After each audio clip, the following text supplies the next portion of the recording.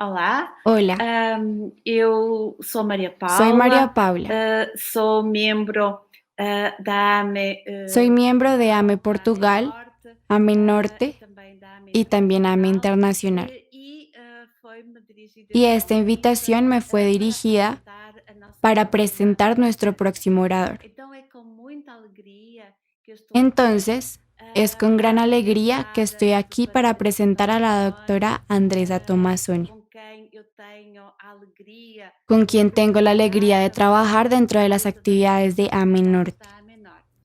Então, a doutora Andressa La doctora Tomassoni é Andresa Tomassoni psicóloga, es psicóloga, mestre em Psicologia máster en Social e psicología social Institucional. e Ela é institucional, doutorada em Informática doctora na en Educação informática pela en la Universidade educación por la Federal do Universidad Rio Grande do Federal de Sul. Río Grande do Sul, Tem en especialização Brasil. avançada Tiene em una especialización psicoterapia avanzada en analítica, psicología em analítica. psicoterapia Es clínica no psicoterapeuta Centro de clínica. Atividade em Portugal Trabaja en e é Portugal professora da pós-graduação da y es Universidade profesora de Internacional posgrado de la Universidad Internacional Ibero-Americana. Iberoamericana. Ela é ainda coordenadora do Departamento de También es la Saúde coordinadora del Mental da Departamento de AME Salud Norte. Mental AME Norte. Então, é sem dúvida alguma uma honra poder Sin duda, apresentar es un honor a poder doutora presentar a la Andressa, doctora Andresa, desejando desde já que a sua deseando apresentação possa ahora que su correr presentación se desarrolle de la mejor sem manera mais posible. delongas e com grande Y sin más expectativa, preámbulos dou a y con gran palavra então à expectación, doutora Andressa cedo la Tomassoni. palabra a la doctora Andresa Tomassoni.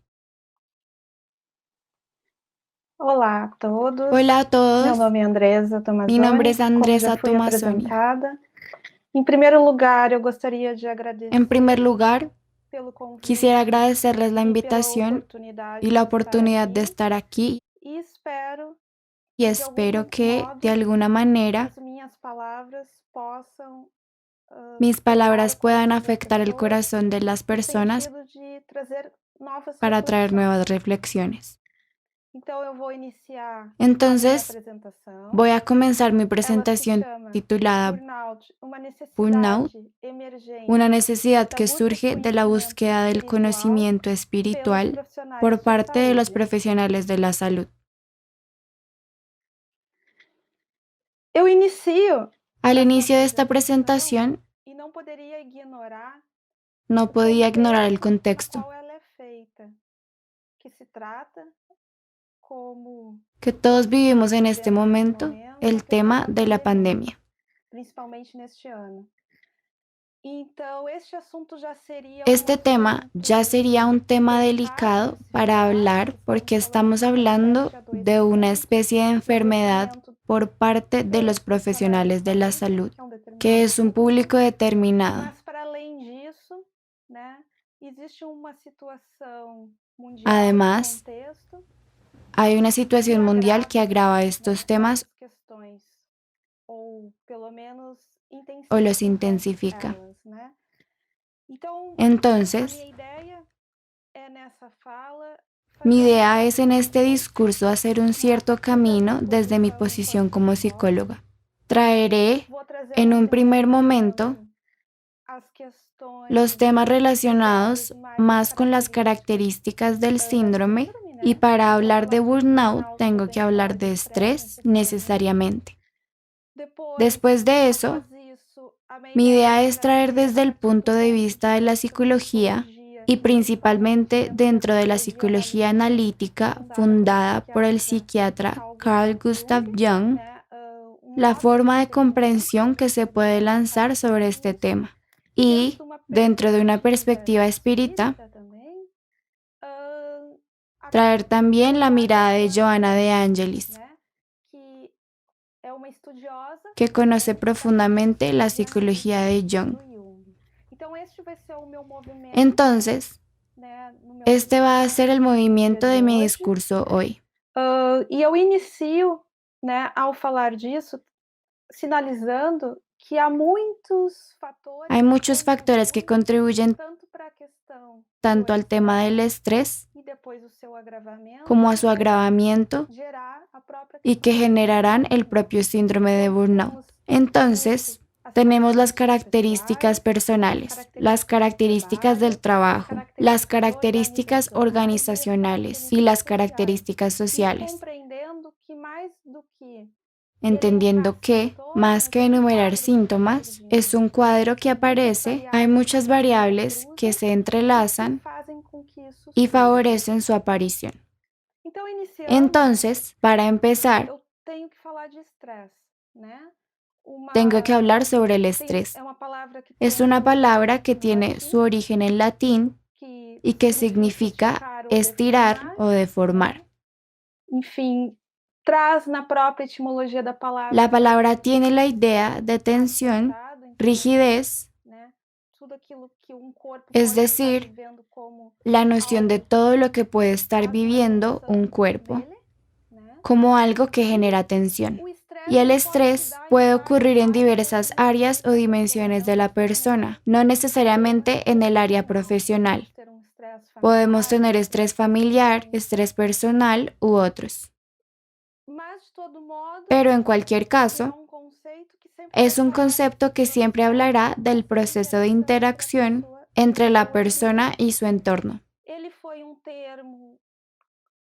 Fue un término creado inicialmente por el endocrinólogo Hans Selye en los años 30. Y obviamente que su mirada en ese momento traía consigo un análisis más biológico. A partir de esta concepción más biológica, desarrolla una comprensión del síndrome de adaptación general.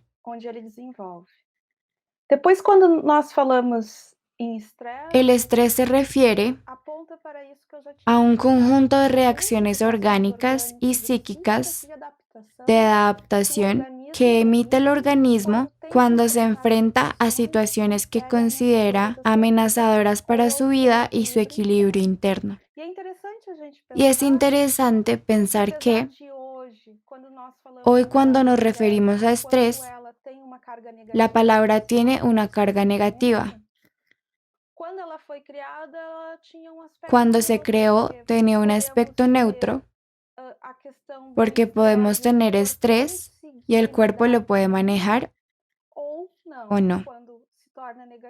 Cuando se vuelve negativo es cuando es una carga excesiva para ese cuerpo.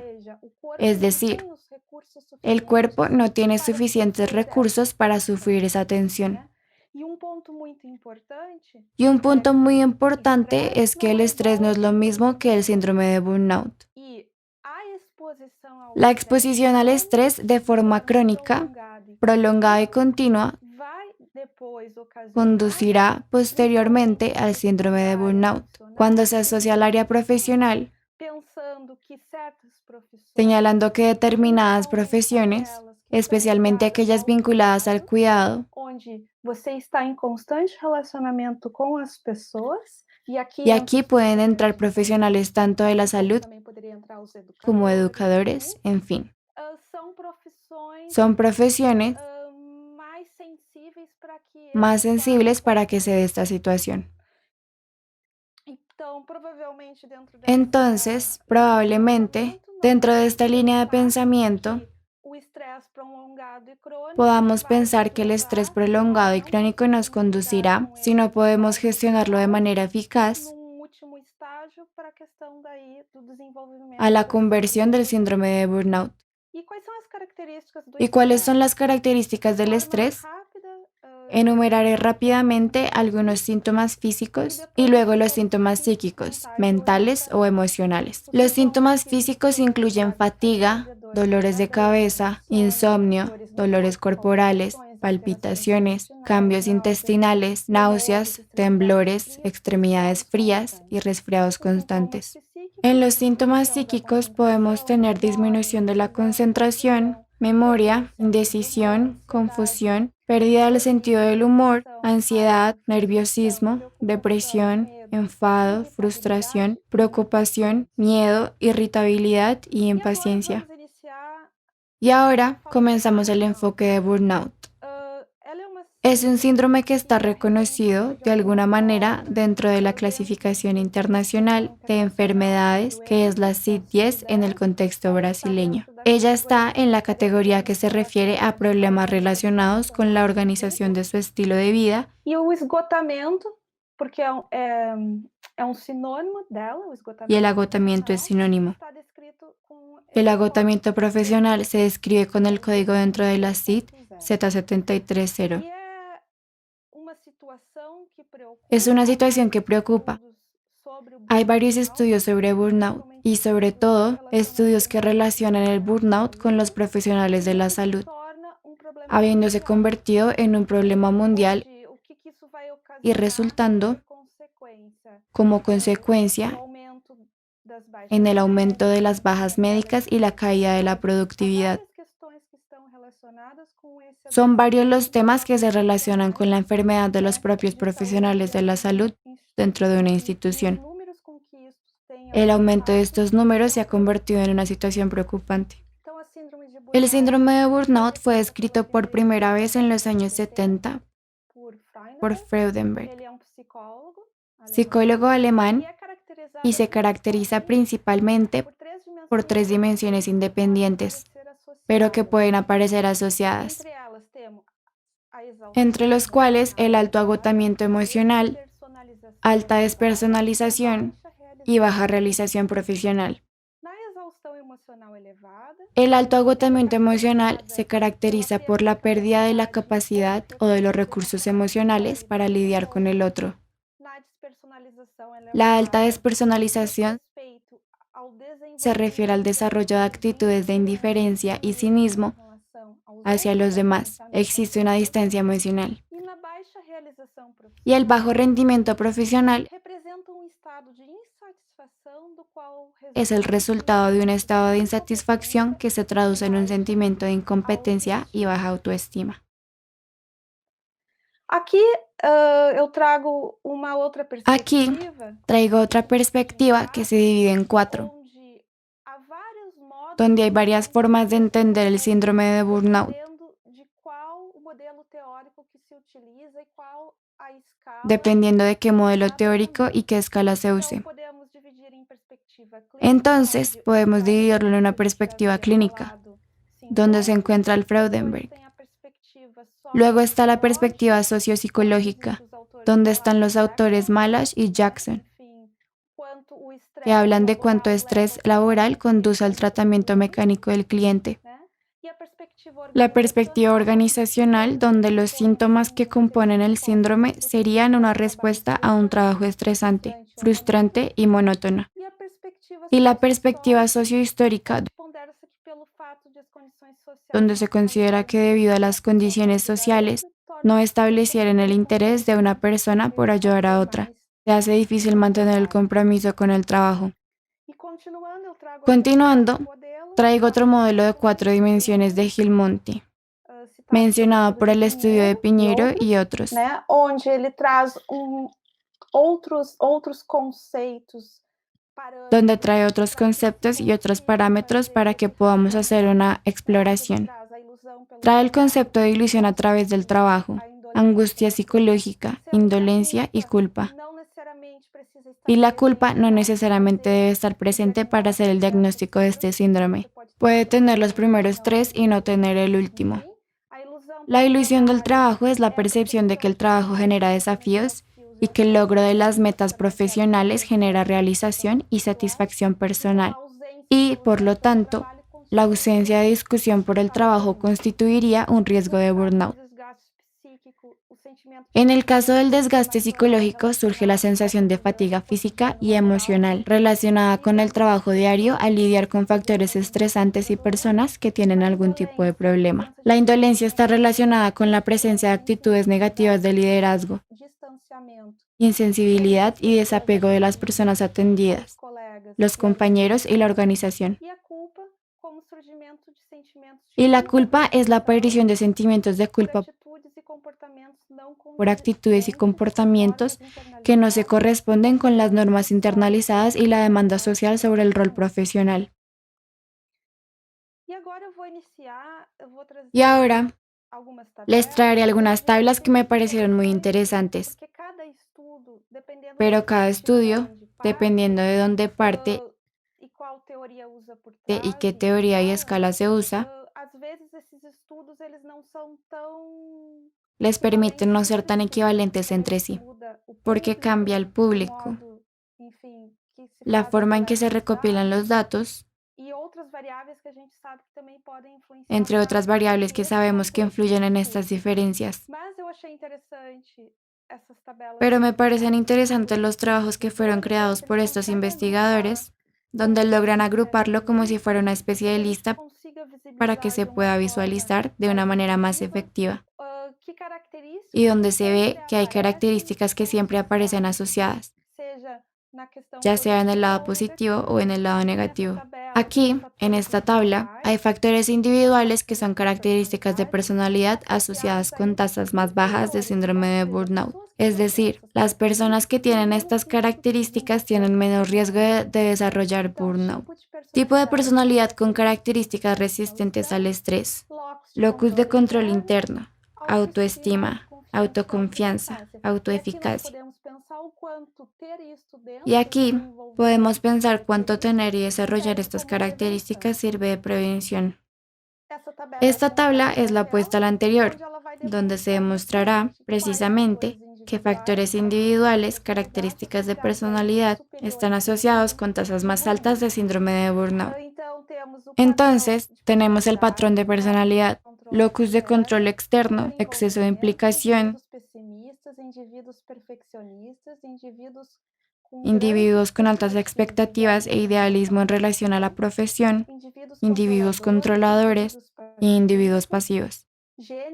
Variaciones con género, nivel educativo y estado civil. En estos tres últimos ítems, la comparación varía en los estudios que se ha realizado. La tabla 3 muestra los factores organizacionales asociados con mayores tasas de síndrome de burnout y sus posibles consecuencias.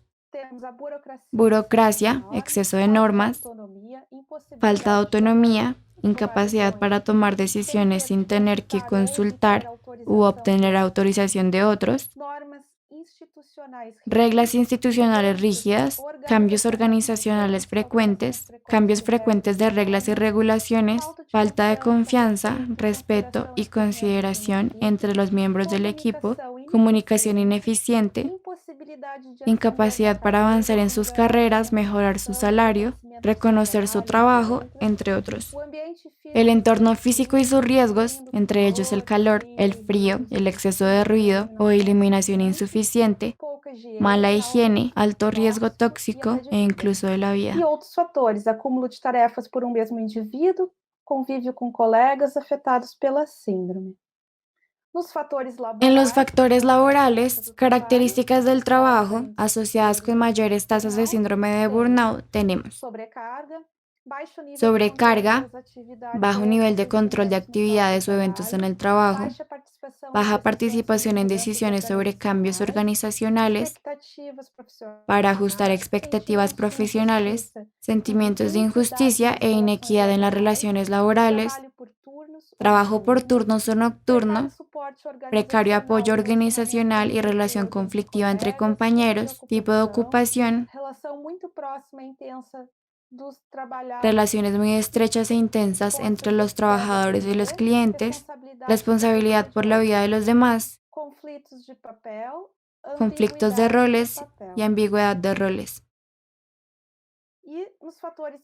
Y en los factores sociales asociados a mayores índices de burnout, tenemos una falta de apoyo social y familiar, mantenimiento del prestigio social frente al bajo salario que envuelve en determinadas profesiones, valores y normas culturales. Y aquí les traigo de manera muy puntual dos estudios. São estudos mais recentes e por a gente ainda estar Estos son estudios recientes porque estamos viviendo la situación de la pandemia y algunos ni siquiera han sido publicados todavía. Estos son resultados preliminares. Se trata de una investigación publicada en un periódico, donde se obtuvieron resultados preliminares sobre el impacto del COVID-19 y el papel de la resiliencia en la manifestación de depresión, ansiedad y burnout en profesionales de la salud. Fue realizado por la Facultad de Medicina de la Universidad de Porto. Entonces, esta investigación aún está en curso, pero ya contaba con una muestra de 1.500 profesionales de la salud. Se recogió entre el 9 y el 18 de mayo entre médicos, enfermeras, terapeutas, nutricionistas, psicólogos, farmacéuticos y técnicos diagnósticos y terapéuticos. ¿Y de qué se dieron cuenta? Que más de la mitad de estos profesionales de la salud, 52%, mostraron signos de agotamiento físico y psicológico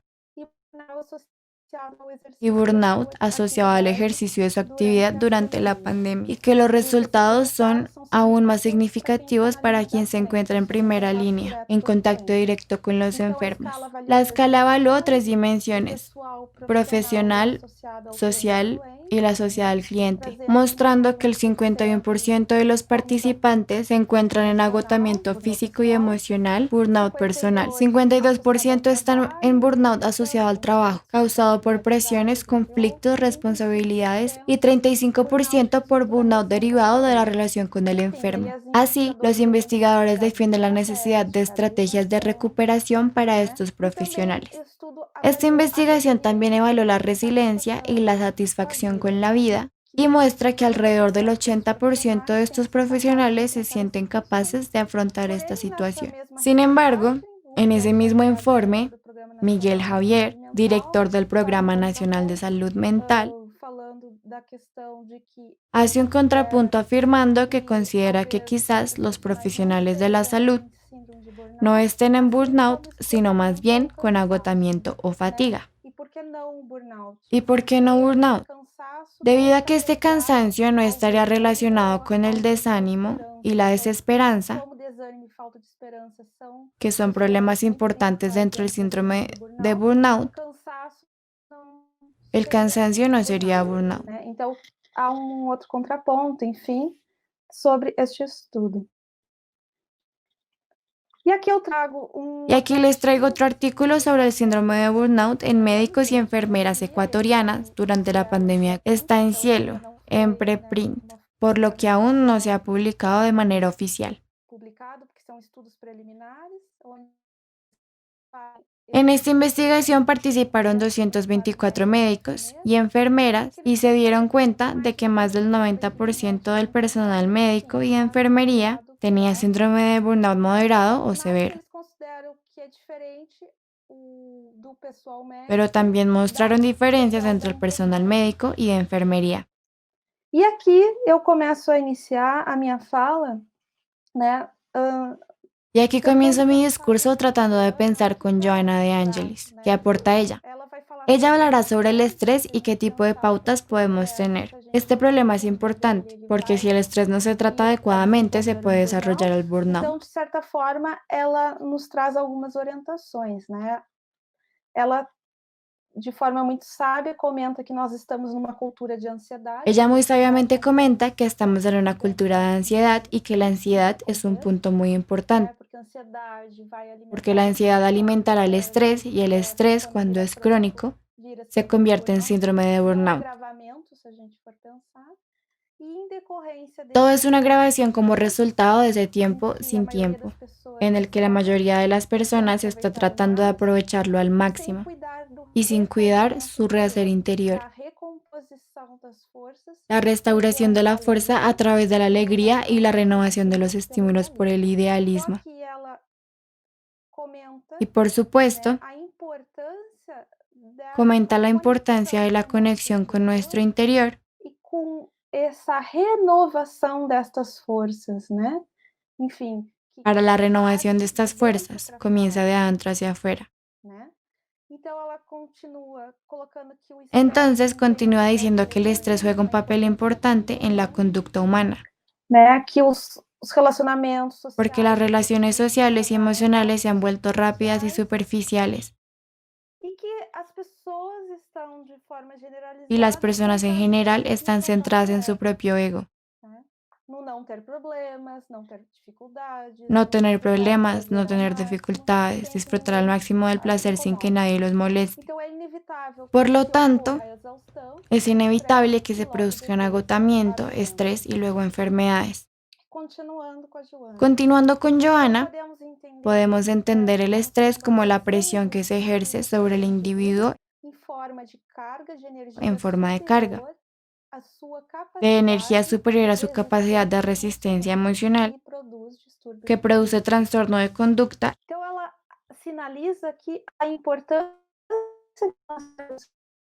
y señala la importancia de que el ser humano enfrente las presiones inherentes a la vida, porque no hay vida sin presión. Así que no se trata de eliminar las presiones o las dificultades. Se trata de aprender a lidiar con ellas. E dentro disso, as experiencias sociais e humanas, Las experiencias sociales y humanas, los desafíos y las dificultades, las luchas y los errores no deben ser una fuerza estresante, porque pretenden madurar la capacidad emocional, fortaleciéndola para enfrentamientos más vigorosos. Johanna cambia de perspectiva, demostrando que la dificultad, el problema, sirve precisamente de entrenamiento, de desarrollo para que ganemos poco a poco la resiliencia. ¿Y resiliencia para qué? Afrontar las dificultades de forma consciente, madura, desde una perspectiva emocional. Finalmente, indica que nadie alcanza niveles de equilibrio sin pasar por pruebas de luchas edificantes. Entonces, las dificultades de la vida y el estrés en sí, en el sentido de una presión sobre lo que todavía no podemos controlar en nuestra vida, serve para nos exercitar nisso, para que a gente consiga nos sirve para poder crecer internamente como personas. Entonces, desde la perspectiva del burnout, ¿qué características protectoras podemos enumerar? De los estudios realizados, traigo algunos porque muchos se repiten. En este caso, la preocupación empática se considera un factor protector, mientras que la angustia personal se presenta como un factor de riesgo potencial. Este otro estudio demostró los beneficios que la actividad física promueve para el cuerpo, controla el estrés y reduce los niveles de ansiedad y depresión. Esta investigación encontró que cuanto mayor es el nivel de resiliencia, es menos probable que se desarrolle el burnout.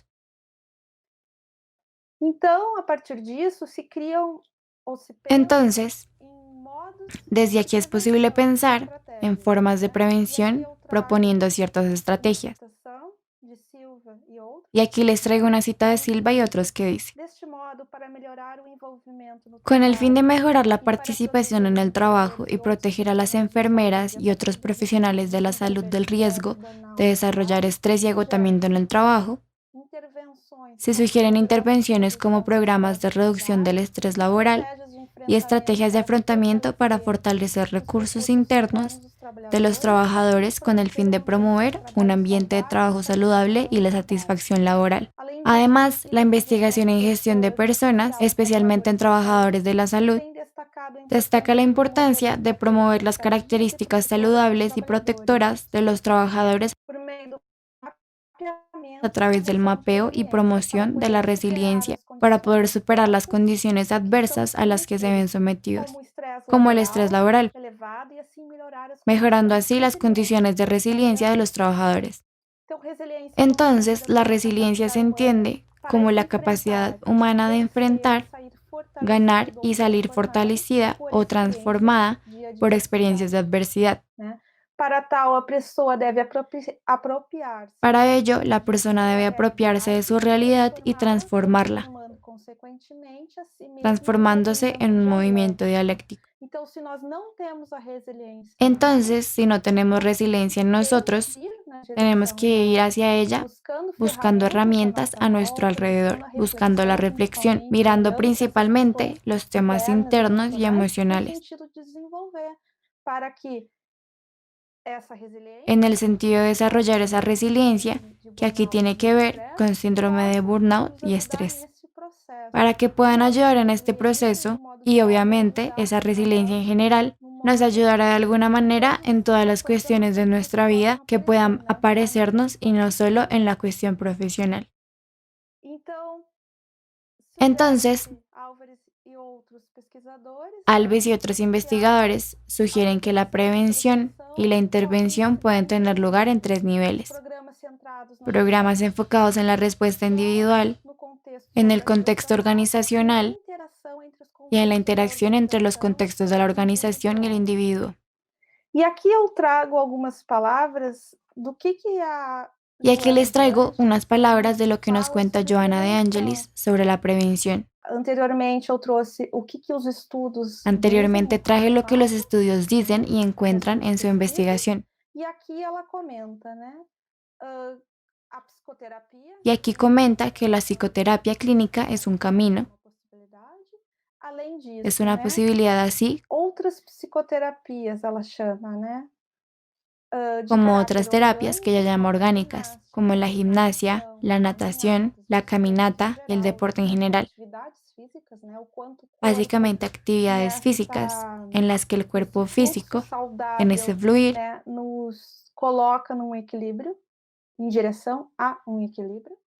nos pone en equilibrio, y los de carácter emocional que pasarían por una lectura agradable, meditación, yoga, oración, etc. Y continuando con Joanna, comenta que educar la mente y el sentimiento, por tanto, constituye un deber inicial para superar cualquier mecanismo estresante. Entonces, está llamando la atención sobre cuánto pasa todo por nosotros y que no se trata de que cambiemos de trabajo para ir a un mejor trabajo, donde tendremos un jefe que no nos moleste o un equipo de trabajo que no esté en conflicto, pero se trata de la importancia de nuestra acción mental, de nuestra educación de los sentimientos, es decir, de nuestra transformación interna. Y cuánto, a pesar del trabajo que nos dignifica, el descanso también es necesario. Y lo que se observa en el estrés y luego también en el síndrome de burnout es cuánto la persona ya no tiene espacio en su vida para poner situaciones agradables, porque el trabajo en sí ha adquirido una desvitalización donde ha perdido su sentido. La persona solo vive por eso y ahí se pierde la conexión con la vida.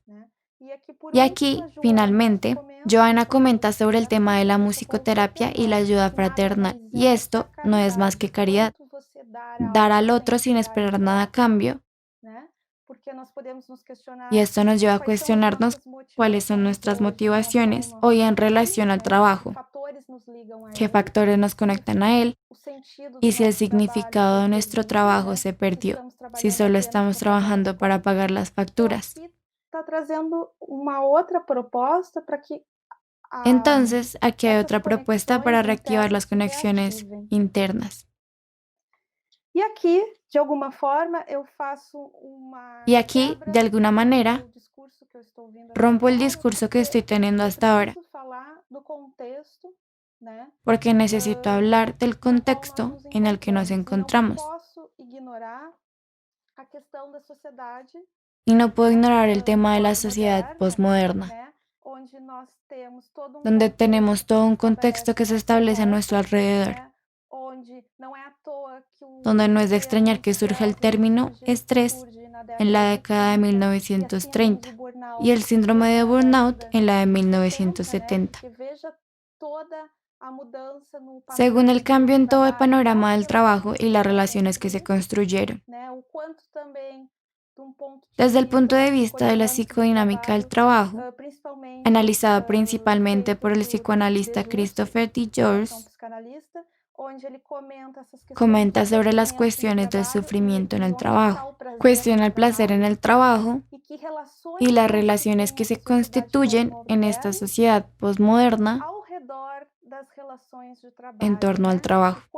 Cuanto tenemos una cientificidad racional llevada al límite, exigiendo productividad, rapidez, el mundo de lo desechable, el mundo del consumismo, de los valores superficiales, la banalización de la vida y principalmente la pérdida del sentido de la vida. Y aquí la cuestión de la pandemia, que en un principio podemos hacer algunas reflexiones en función del propio movimiento que producen nosotros y que al final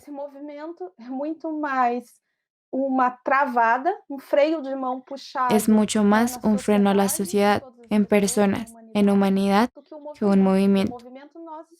Porque en el movimiento ya estamos capturados por la sociedad posmoderna, donde hay productividad, donde hay eficiencia y luego hay velocidad. No tenemos tiempo para descansar, no tenemos tiempo para reflexionar. Entonces, ese freno que nos obliga a detenernos por una situación negativa, sí, pero lo que importa es que tenemos la percepción de qué lección nos está apuntando esto, qué enseñanza podemos aprender de eso. Entonces nos lleva al aislamiento. De alguna manera, nos lleva a cierto pánico y miedo. Inicialmente la gente está aterrorizada, sin saber cómo lidiar con lo desconocido, cómo sucederá y por qué ya no tenemos el control de los eventos. Todo esto nos muestra nuestra impotencia para controlar, además de poner en jaque todos aquellos valores que teníamos y que estamos obligados a repensar cuáles son los verdaderos valores de la vida humana y qué valores consideramos tesoros de nuestra alma o no. Entonces es una parada general, es un momento de silencio, de introspección, es una oportunidad para mirar hacia adentro y realmente lo considero un catalizador para nuestro proceso de autoconocimiento. E incluso diría más, desde una perspectiva junguiana, creo que es forzar el encuentro con nuestra sombra, con las cosas que no tuvimos tiempo de ver o no quisimos encontrar. Entonces, entiendo la pandemia como un mensaje en esa dirección. Y a la pregunta de cuánto puede ayudarnos la espiritualidad en esta perspectiva, y volviendo al título mismo de esta conferencia, que es Burnout, una necesidad emergente en la búsqueda del conocimiento espiritual por parte de los profesionales de la salud. Cuando recibí la invitación me pregunté en un principio qué estudios existirían sobre burnout en profesionales de la salud y también estudios sobre espiritualidad y salud, pero los que existen son siempre desde la perspectiva del paciente. Y la pregunta que podemos hacernos en este momento, y teniendo en cuenta el entorno de esta conferencia, que es el de un Congreso Internacional AME, donde asisten muchos profesionales de la salud y muchos de ellos pueden no tener nada que ver con el tema de la espiritualidad, es ¿por qué no existen estudios desde el punto de vista de los profesionales de la salud, los cuidadores y su relación con la propia espiritualidad? Porque si los estudios en pacientes muestran que en los que están enfermos, por el motivo que sea, cuánto ayuda a la espiritualidad, y aquí recalco que hablo de espiritualidad y no de religión, que la espiritualidad es beneficiosa, que es saludable en el proceso de reequilibrio de la enfermedad, porque no beneficiaría también a quien es nuestro propio cuidador y que si en un momento no está enfermo, en el próximo sí puede enfermarse. Y en el caso de esta conferencia, es la enfermedad del cuidador. Entonces, me gustaría llamar la atención sobre eso, porque hay estudios para pacientes y no hay estudios para nosotros que somos profesionales. Yo creo que no sé si esa es la respuesta, porque cada uno se llevará lo suyo. ¿Cuánta resistencia puede haber? Quando a gente fala a palavra espiritualidade, Porque cuando hablamos de la palabra espiritualidad, es como una oposición a la racionalidad científica y quiero deshacerlo. No se trata de eso. Creo que las cosas pueden hablar y tener un punto de conexión, pero hay que saber buscar con racionalidad científica, claro. Por tanto, considero este tema como una oportunidad para que desarrollemos nuestra perspectiva espiritual. Y aquí les traigo a Carl Gustav Jung, psiquiatra, y que ya había comentado antes, y quiero llevarlo a ustedes en un doble punto de vista. Él por la teoría que desarrollaremos más adelante, con algunos conceptos, para pensar en este contexto. Pero quiero traerlo también como profesional, porque era médico, psiquiatra reconocido, y con toda cientificidad y rigor, un investigador. Pero un investigador que estaba abierto a hablar e investigar diferentes temas y lo que estos podrían agregar a su pensamiento. En su carrera profesional de construcción teórica, hablaba de una forma muy rica con otras áreas, porque se dio cuenta de que la psicología y la psiquiatría no pueden manejar todo. Entonces tienes que hablar con físicos, tienes que hablar con antropólogos, en fin, tienes que hablar con la gente en el sentido de construir conocimiento, de diálogo. Entonces esto demuestra la apertura que tenía, pero nunca abandona el pensamiento racional, el pensamiento científico. Eu trago o exemplo dele como uma espécie de exemplo que Entonces les traigo su ejemplo que puede despertar la curiosidad dentro de cada uno de nosotros. Y para aquellos que aún no han mirado estos temas, que no son tan materiales, se den cuenta de que pueden hacerlo de una manera positiva. Intentaré saber, intentaré informarme. Y es en este sentido que lo traigo. Y les traigo este pasaje en el que comenta como la reacción de la psicología analítica es una reacción frente a la exagerada racionalización de la conciencia que existía y sigue existiendo hoy. Y luego dice que esta limitación genera en el individuo la sensación de ser una criatura aleatoria y sin sentido. Y esta sensación nos impide vivir la vida con la intensidad que requiere para vivirla en plenitud. Entonces viene con un discurso comentando cuánto nos transforma este exceso de racionalización y materialización para pensar que somos este hombre insignificante que nace, muere y listo. Termina y luego la vida sin sentido y nos perdemos. Entonces tenemos que prestar atención a eso. Y aquí planteo la cuestión del mito. La idea de la mitología de pensar a partir de una imagen, cuánto producirá en nosotros la reflexión. Entonces, según Jung, Silveira dice que los mitos son principalmente fenómenos psíquicos que revelan la naturaleza misma de la psique. Son el resultado de la tendencia incoercible del inconsciente a proyectar las ocurrencias internas que se despliegan invisiblemente dentro de sí mismo sobre los fenómenos del mundo exterior, traduciéndolos en imagen. Entonces, el mito es una forma de dar sentido a un mundo sin sentido. Y son patrones narrativos que dan sentido a nuestra existencia.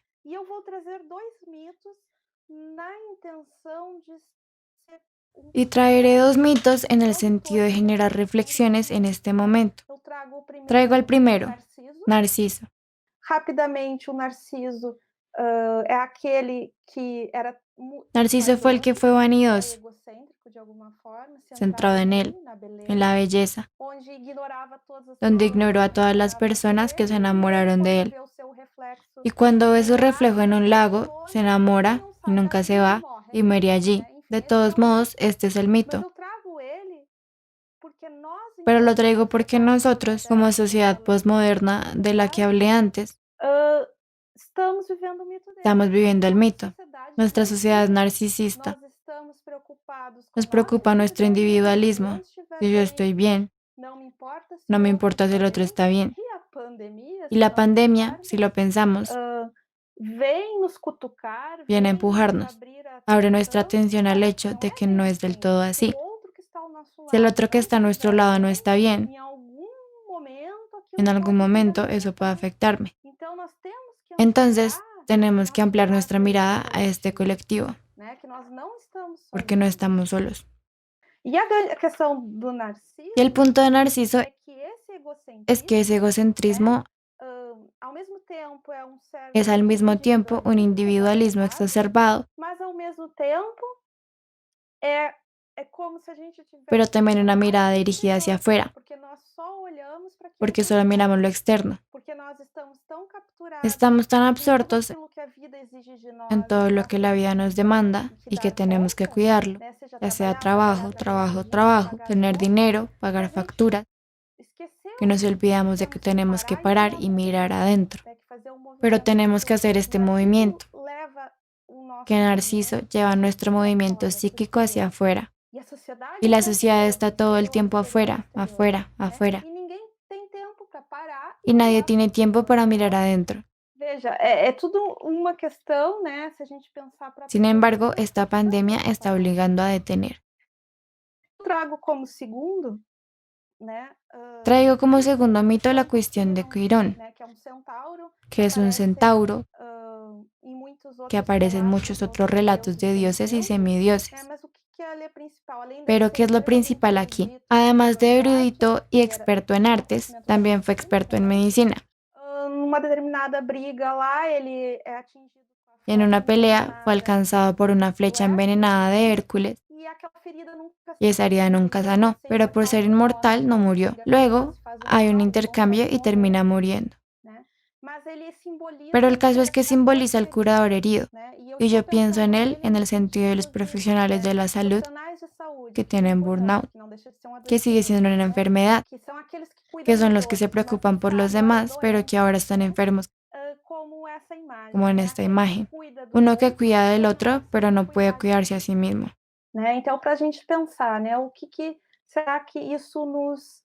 Se trata de pensar en cómo nos afecta internamente, en esta necesidad de mirar y mirar principalmente nuestras heridas,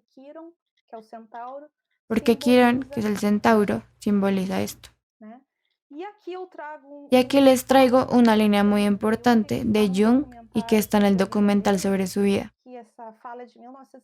Y ese discurso de 1934, en la época de varias guerras y luego escribe: los grandes acontecimientos de la historia del mundo son, en el fondo, profundamente insignificantes. En definitiva, lo esencial es la vida del individuo. Solo eso hace historia. Aquí en Soledad, las grandes transformaciones ocurren primero. Y todo el futuro, toda la historia del mundo, finalmente llega a la primavera como una gigantesca suma de estas fuentes ocultas en los individuos. En nuestra vida privada y más subjetiva, no solo somos los testigos pasivos de nuestro tiempo y sus víctimas, ciertamente también sus creadores. Hacemos nuestro propio tiempo. Y aquí llamo la atención para preguntarnos, dentro de este contexto de posmodernidad en la pandemia, y con todo este movimiento de no mirar hacia adentro, ¿qué tiempo estamos creando? Y en una perspectiva junguiana, donde siempre pone la necesidad, porque en todo lo que sucede en la vida de una persona hay una necesidad, pregunto, en términos colectivos, ¿qué necesidad tenemos de estar viviendo esta situación en este momento? Tenemos que pensar en todo esto. Creo que todavía no tenemos claro todo lo que implica sobre las variables, pero es muy importante que tengamos estas reflexiones, estas preguntas. No se trata de que sigamos con nuestra vida como la teníamos, con nuestros valores, sin reflexionar. Si yo estoy bien y el otro está mal, está bien. Tenemos que detenernos y es el momento de reflexionar y preguntarnos qué valores hay que transformar. De todos modos, tenemos esta dificultad en el contacto y pensar en la perspectiva de esta sociedad narcisista, del mito del narciso. El camino de la transformación es Eros, otro mito que representa vinculación, contacto, cariño. Entonces, es una forma de rescatarnos, diría más. Es un rescate con nosotros en contacto con nuestros problemas que no miramos y también en contacto con lo externo, con los que nos rodean. Y aquí, para terminar, trato de hablar de la importancia de la espiritualidad, reforzando una vez más que no se trata de religión, sino de espiritualidad. La espiritualidad se define como la propensión humana a encontrar sentido a la vida a través de conceptos que trascienden lo tangible, un sentido de conexión con algo más grande que uno mismo, que puede incluir o no la participación religiosa formal. Y sabemos que las personas espirituales a menudo tienen más recursos para lidiar con las situaciones adversas de la vida. Entonces, tenemos que pensar que la espiritualidad en sí misma es como una necesidad emergente dentro de este tema del síndrome de burnout. Nos coloca en una forma más saludable y resistente de saber cómo lidiar con las adversidades.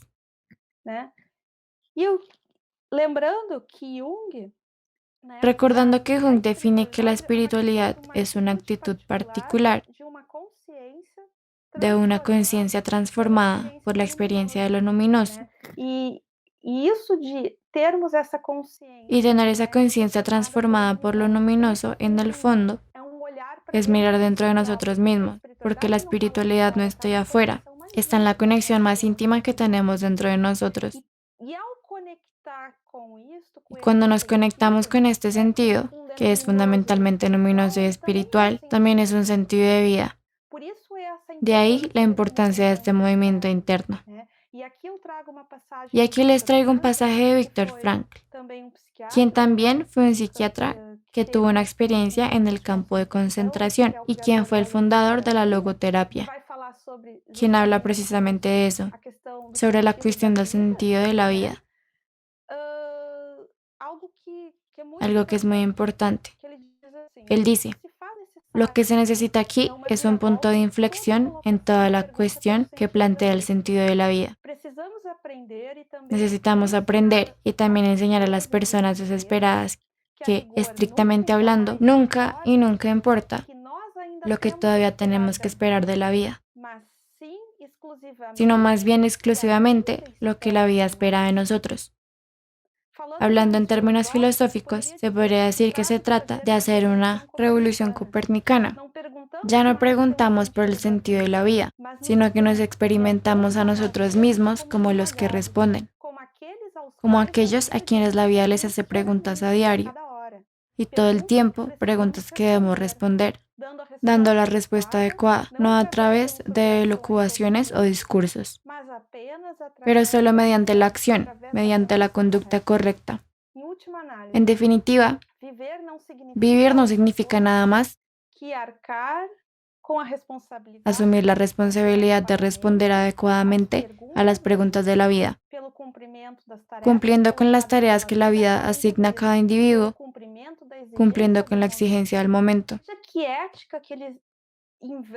Ver que se invierte el sentido, desde donde dejamos una posición de sufrientes, de víctimas, en actitud pasiva, para plantearnos ante la pregunta esencial: ¿qué vas a hacer con ella?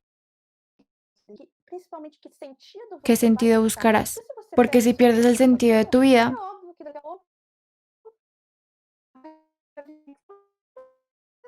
es obvio que cualquier presión ejercida desde afuera no tendrá recursos internos para sostenerte.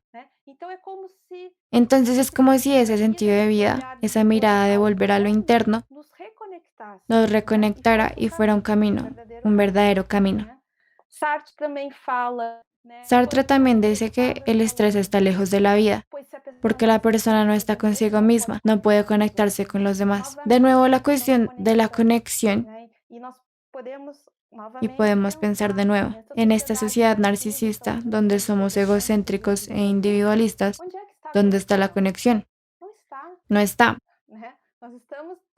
Estamos tratando de cuidar lo externo, tratando de cuidar la productividad.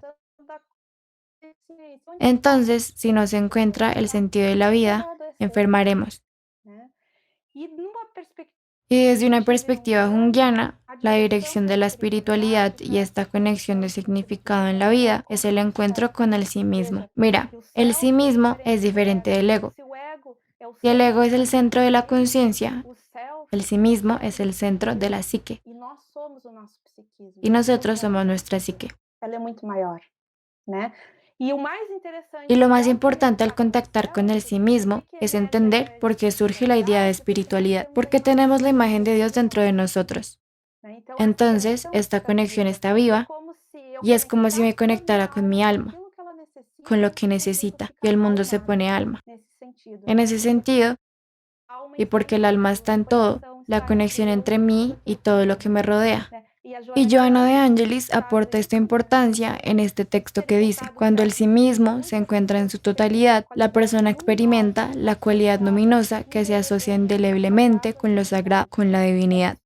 Esta experiencia es de carácter luminoso. Finalmente, viene el tema de la individuación, donde la individuación, que es la forma de encontrarse con el sí mismo, es un viaje, es un proceso, no sucede de la noche a la mañana. La realización de este camino requiere afrontar aquellas cosas que nos resultan difíciles de mirar y afrontar. Por tanto, la individuación es vista como un proceso intrapsíquico integral, duradero y autónomo, a través del cual la psique consciente asimila los contenidos que quedaron inconscientes en la inmensa área del inconsciente personal y colectivo. Es el momento de la conquista de la conciencia, de un claro discernimiento de la conciencia del sí mismo. Entonces terminaré mi presentación y espero que de alguna manera haya captado el mensaje de la importancia de este momento de silencio.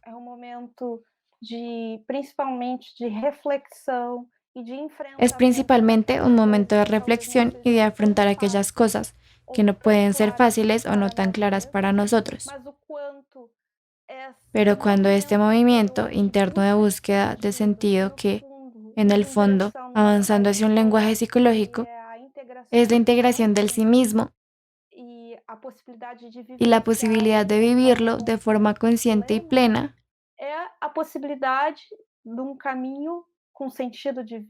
es la posibilidad de un camino con el cultivo de la espiritualidad. Y estas son las cuestiones fundamentales.